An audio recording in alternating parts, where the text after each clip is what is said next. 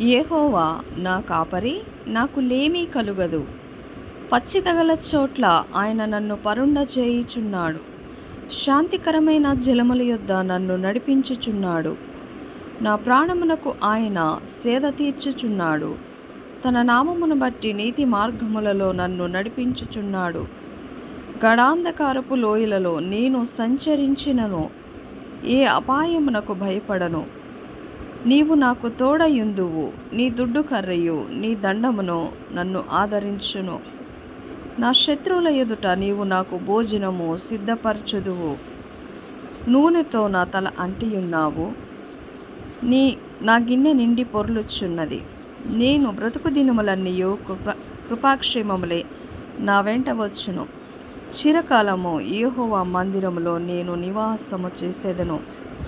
భూమియు దాన్ని సంపూర్ణతయు, లోకమును దాన్ని నివాసులను యెహోవాయే. ఆయన సముద్రముల మీద దానికి పునాది వేసెను.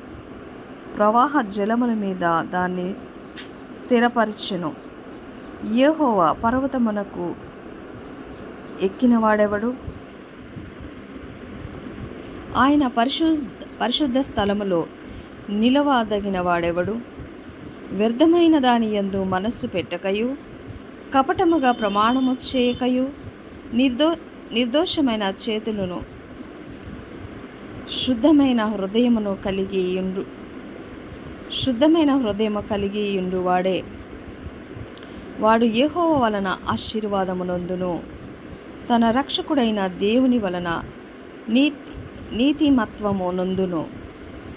ఆయన ఆశ్రయించువారు, యాకోబు దేవా, నీ సన్నిధిని వెదుకువారు అట్టివారే.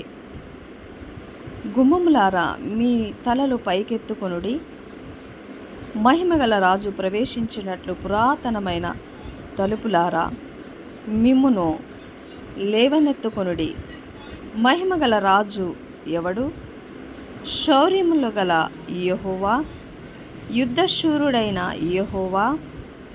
గుమ్మములారా, మీ తలలు పైకెత్తుకొనుడి. పురాతనమైన తలుపులారా, మహిమగల రాజు ప్రవేశించినట్లు మిమ్మును లేవనెత్తుకొనుడి. మహిమగల ఈ రాజు ఎవడు? సైన్యములకు అధిపతియగు యెహోవాయే.